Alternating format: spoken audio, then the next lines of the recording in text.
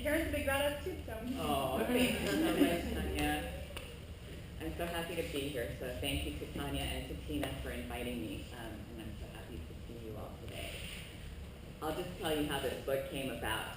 I was a San Francisco police officer for 29 years. I grew up in San Francisco, in the Haight-Ashbury, and sort of all over the place, but kind of during the summer of love.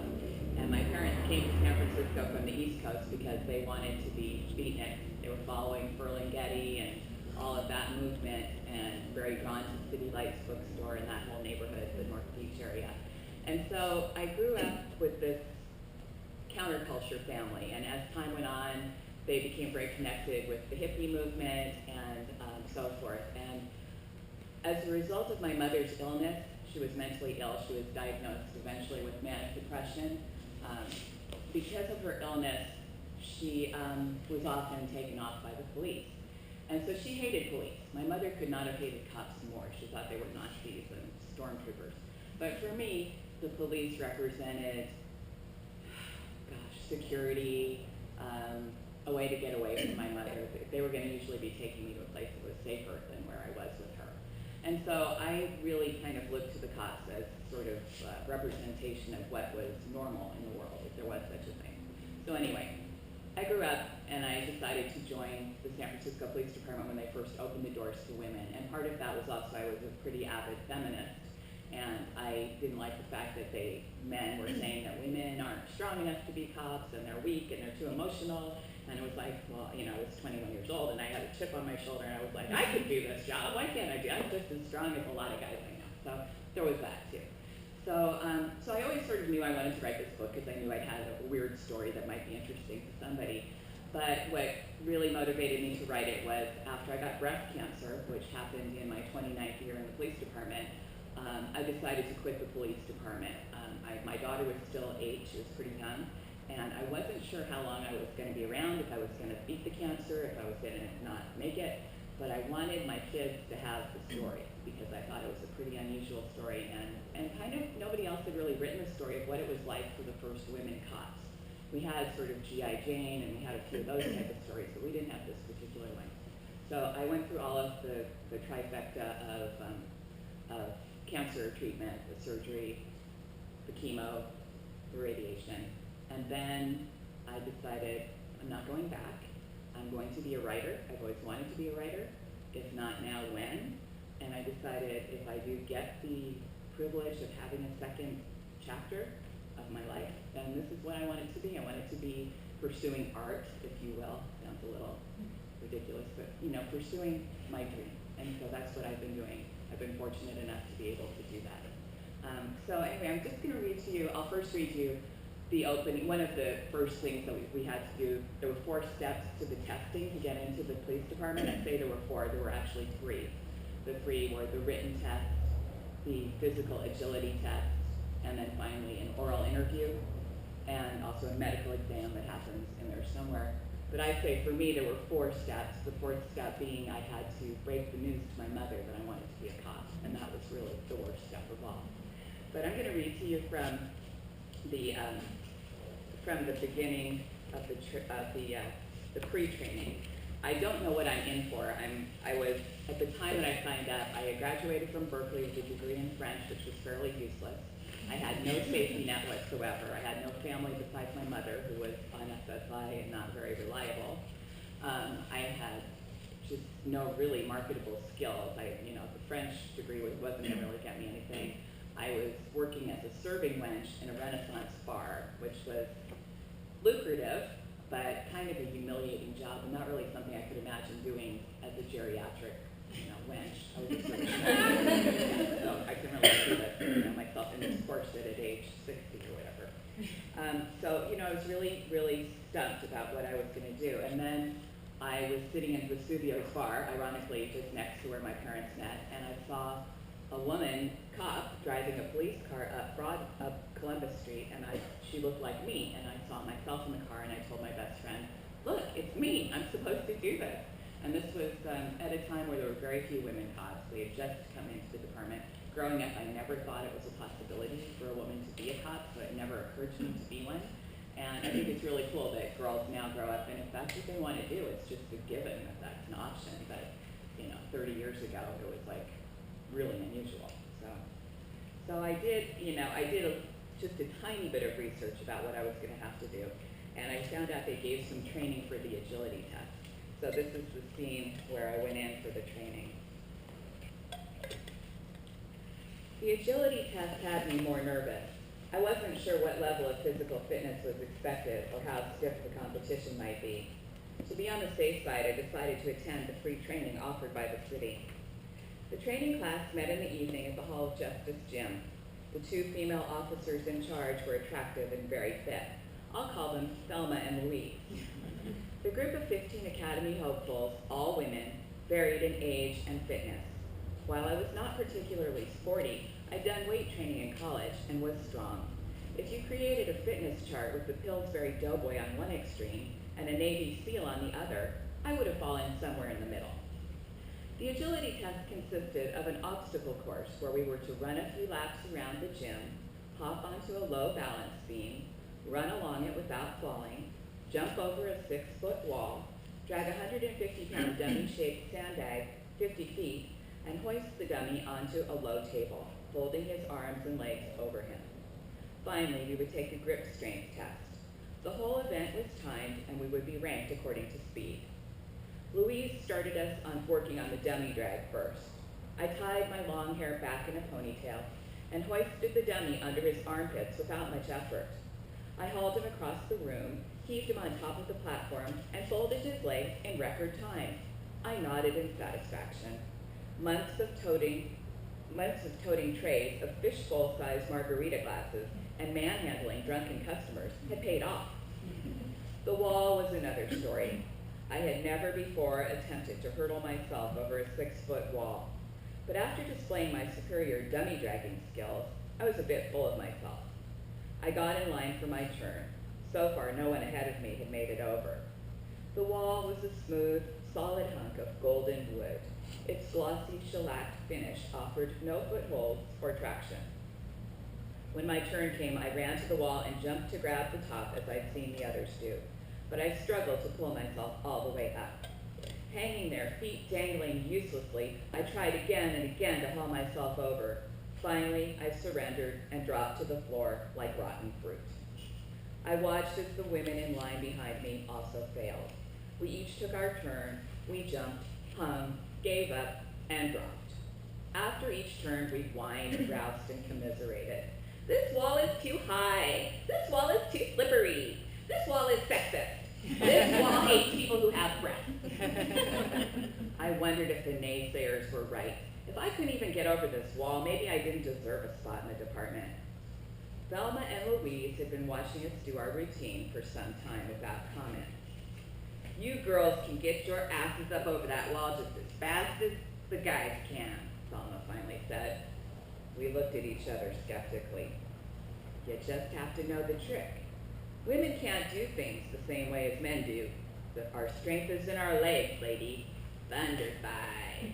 There's a reason why God gave us big muscles in our legs. Then I noticed Thelma's firm, well-defined thighs, the approximate size and shape of honey-baked hams. I want you to watch very carefully how I do this. Later, I'll do it in slow motion, and that's the way you're going to start, real slow. Then you're going to practice 100 times a day until you can get over that wall in 3 seconds. You hear me? We nodded pessimistically, still not convinced the wall was scalable. When I say you hear me, you say, yes, ma'am. You hear me? We answered together, yes, ma'am. That's how it's going to be if you ever get your sorry asses into the academy. Yes, ma'am, and yes, sir. You got that? Yes, ma'am, we replied. A joker behind me said, yes, sir, but Thelma missed it. Thelma then ran to the wall full speed, leaped and grabbed the top deftly, while simultaneously planting her right foot in the middle about 3 feet up. Throwing her left leg over, she bounded off in pursuit of her imaginary criminal. A jump, climb, swoop combo. Go get him, yelled Louise. Get that bad guy. Watching Thelma, I suddenly saw there was more than one way over that wall, and I knew I could do it too. Girls, I want you to remember this. In the academy, you are going to have to master many skills. Men will teach you these skills in the ways they do them. You are not men. Sometimes you are going to need to find your own way to do things. Sometimes your way will be even better than their way. She and Louise spent the remainder of the class breaking the steps down slowly. Jump, climb, swoop. Jump, climb, swoop. It took us many tries that night, but by the end of the class, we had all mastered the wall. When the test day finally came 2 weeks later, the wall was a cinch. I jumped, climbed, and swooped. It amazed me that I could climb over the wall in seconds. So that's the first, I guess, lesson in the book, that there's always more than one way over the wall, which is really a metaphor for all of our lives, I think. What I like to read now is I have the first part of the book. I just read to you, this is the prologue. It tells us kind of where the book's going, but the first half is really growing up with my crazy mom.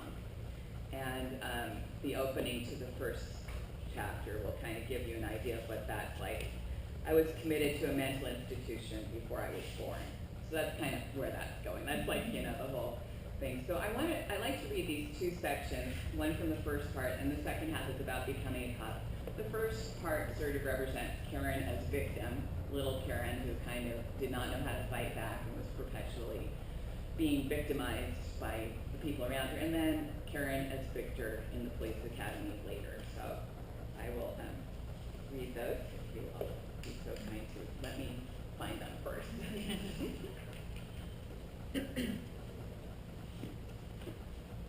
So one of my mother's crazy things was she would periodically take me on trips, and then I would end up often abandoned. She would be arrested. She would go to a mental hospital. I would sometimes end up in a children's home or different things. So in this particular chapter, we have managed to finally make it to England. We had one aborted trip where she was arrested and put in the brig of a ship, and I wandered the ship for 3 days. That's another chapter.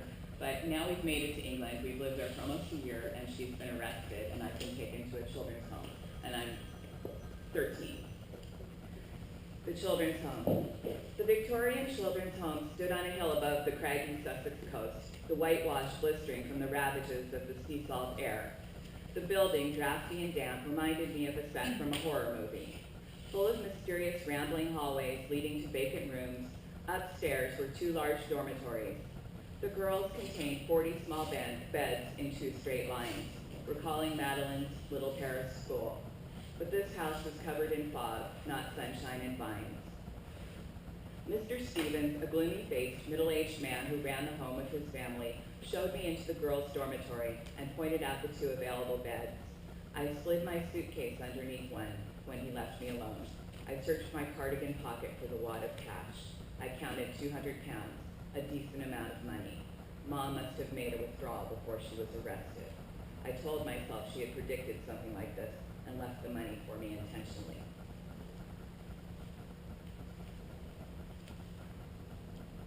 A few boys in the home were thuggish, borderline delinquents. For the most part, they didn't seem dangerous, but a couple of them were beginning to experiment with a life of crime. Ronan, one of the bigger boys, tiptoed into the girls' dorm late one night and woke Delia and me. At 16, he was as big as most adults. He was constantly scheming, coming up with plans to steal food or ways to create mischief in the lives of those he disliked. "Come with me," he instructed. We pulled on our clothes and followed him like stealthy spies on a mission. We thought, though we had no idea where we were going, we were following him by choice, not coercion. It was late and the house was deadly quiet. Was he planning to steal food again? He led us into the kitchen, past padlocked cabinets and freezers, and down a long, narrow hallway, glancing over his shoulder for Stevens. We abruptly stopped in an empty pantry where 2 other teenage boys stood waiting. One boy propped a ladder against the white wall. Far above, some sort of ceiling latch gaped open, and I could see a smattering of stars. It was a clear, chilly night. The fishy sea wind moaned above us, and I felt a surge of dread. This was no petty theft mission. What did Ronan have in mind here? I had no desire to go outside. The ladder looked rickety and steep, and I hadn't thought to bring a jacket. In the pantry corner, my eye caught a mouse skittering under the wall. "Come on," said Ronan, "we're escaping." Delia and I scaled the ladder, blindly following our leader. I wondered what the hell I was doing. Climbing around freezing in the middle of the night held no appeal for me. I had never been a risk taker. Living Mom's adventures had been more than enough excitement for me, or so I believed then. I wanted to stay on solid ground, clutching onto the things that seemed safe. We were on the roof now and had to descend one of the ancient rusty fire escapes on the ocean side. Lemmings, we followed Ronan as if we trusted him implicitly. I was panicking. What if Stevens woke up? What will he do? I kept my fear to myself. When we reached solid ground, Ronan blurted, "Run!" We all bolted across the frontage road toward the ocean, though there were no cars in sight. We stopped once we hit the rocky seashore. Ronan hopped up onto the seawall and grabbed the seat. He wrestled some smokes from his jeans pocket and lit a couple.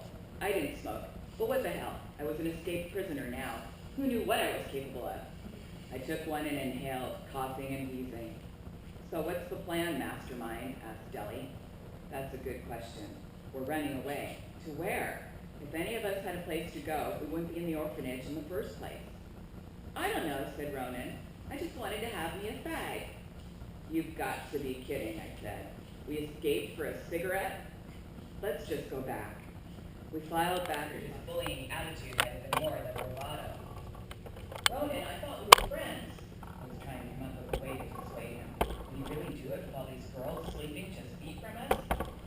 "We were," he said, with the emphasis on were. "You betrayed me," he said. We were going to escape together." This was news to me. We'd never discussed running away from the home together, and if he wanted to leave, it was easy enough to walk out. This wasn't Alcatraz. "Well, I'm sorry." Accusing him seemed the best thing to do. I just didn't know where we could go. I was trying to imply that my greatest dream had been to run off with him. It was just merely the practicalities that had gotten in our way. "I had it all planned. You always underestimate me." He said this as if we'd known each other for years instead of weeks and had an ongoing dispute about his competency. "I know. I'm sorry.